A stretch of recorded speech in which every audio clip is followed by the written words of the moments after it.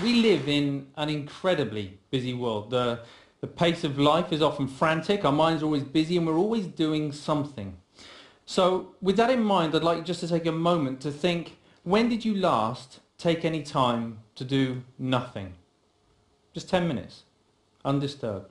And when I say nothing, I do mean nothing. So that's no emailing, texting, no internet, no TV, no chatting, no eating, no reading. Not even sitting there reminiscing about the past or planning for the future. Simply doing nothing. I see a lot of very blank faces. My thinking is probably have to go a long way back. And this is an extraordinary thing, right? We're talking about our mind. The mind, our most valuable and precious resource through which we experience every single moment of our life. The mind that we rely upon to be happy, content, emotionally stable as individuals, and at the same time to be kind and thoughtful and considerate in our relationships with others. This is the same mind that we depend upon to be focused, creative, spontaneous, and to perform at our very best in everything that we do. And yet, we don't take any time out to look after it. In fact, we spend more time looking after our cars, our clothes, and our hair than we... Okay, maybe not our hair, but you see where I'm going. The result, of course, is that we get stressed. You know, the mind whizzes away like a washing machine going round and round, lots of difficult, confusing emotions. And we don't really kind of know how to deal with that. And the sad fact is that we are so distracted that we're no longer present in the world in which we live. We miss out on the things that are most important to us. And the crazy thing is that everybody just assumes, well, that's the way life is, so we just kind of got to get on with it. But that's really not how it has to be. So I was about 11 when I went along to my first meditation class. And trust me, it had all the stereotypes that you can imagine, the sitting cross-legged on the floor, the incense, the herbal tea, the vegetarians, the whole deal. But my mum was going and I was intrigued, so I went along with her. I'd also seen a few kung fu movies, and secretly I kind of thought I might be able to learn how to fly, but I was very young at the time, you know. Now, as I was there, you know, I guess like a lot of people, I assumed that it was just an aspirin for the mind. You get stressed, you do some meditation. I hadn't really thought that it could be sort of preventative in nature. Until I was about sort of 20, when a number of things happened in my life in quite quick succession. Really serious things which just flipped my life upside down, and all of a sudden I was inundated with thoughts, inundated with difficult emotions that I didn't know how to cope with. Every time I sort of pushed one down, another one would just sort of pop back up again. It was a really very stressful time. I guess we all deal with stress in different ways. Some people will bury themselves in work, grateful for the distraction.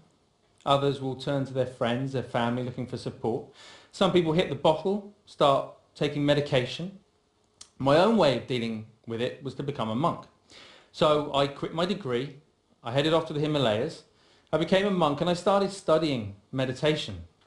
People often ask me, you know, what I learned from that time. Well, obviously it changed things, you know. Let's face it, becoming a celibate monk is going to change a number of things. But it was more than that.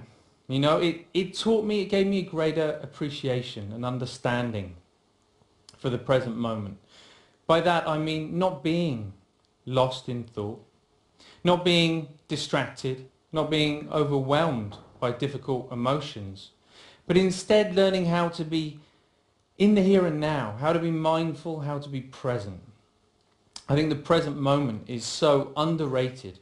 It sounds so ordinary, and yet we spend so little time in the present moment that it's anything but ordinary. There was a research paper that came out of Harvard just recently that said on average our minds are lost in thought almost 47% of the time. 47%. At the same time, this sort of constant mind wandering is also a direct cause of unhappiness. Now, we're not here for that long anyway, but to spend almost half of our life lost in thought and potentially quite unhappy, don't know, it kind of seems tragic actually, especially when there's something we can do about it. When there's a positive, practical, achievable, scientifically proven technique which allows our mind to be more healthy, to be more mindful, and less distracted. And the beauty of it is that even though it kind of need only take about 10 minutes a day, it impacts our entire life. But we need to know how to do it. We need an exercise, we need a framework to learn how to be more mindful. That's essentially what meditation is. It's familiarizing ourselves with the present moment. But we also need to know how to approach it in the right way to get the best from it. And that's what these are for, in case you've been wondering. Because most people assume that meditation is all about sort of stopping thoughts, getting rid of emotions, somehow controlling the mind. But actually it's quite different from that. It's more about sort of stepping back, sort of seeing the thought clearly, witnessing it coming and going, emotions coming and going without judgment, but with a relaxed, focused mind. So for example, right now, if I focus too much on the balls, then there's no way that I can relax and talk to you at the same time. Equally, if I relax too much talking to you, then there's no way I can focus on the balls. I'm going to drop them. Now in life and in meditation, there'll be times when the focus becomes a little bit too intense and life starts to feel a bit like this. It's a very uncomfortable way to live life when we get this tight and stressed. At other times we might take our foot off the gas a little bit too much and things just become a little bit like this. And of course in meditation we can end up falling asleep. So we're looking for a balance of focused relaxation where we can allow thoughts to come and go without all the usual involvement. Now, what usually happens when we're learning to be mindful is that we get distracted by a thought. Let's say this is an anxious thought. So everything's going fine and then we see the anxious thought and it's like, oh, didn't realise I was worried about that. You go back to it, repeat it. Oh, I am worried. Oh, I really am worried. Wow, there's so much anxiety. And before we know it, right, we're anxious about feeling anxious. You know, this is crazy.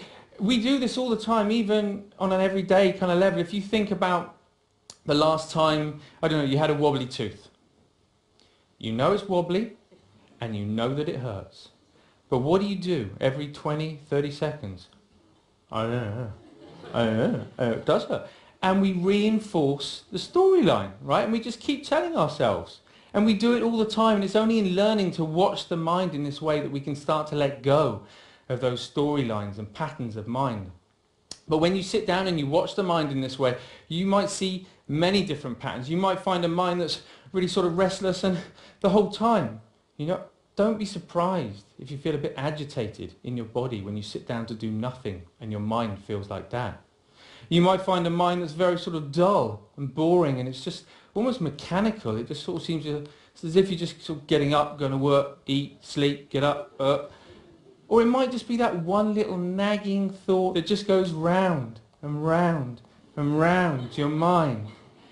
Whatever it is, meditation offers the opportunity, the potential to step back and to get a different perspective, to see that things aren't always as they appear. You know, we can't change every little thing that happens to us in life, but we can change the way that we experience it. That's the potential of meditation, of mindfulness. You don't have to burn any incense and you definitely don't have to sit on the floor. All you need to do is to take 10 minutes out a day to step back, to familiarize yourself with the present moment so that you get to experience a greater sense of focus, calm and clarity in your life. Thank you very much.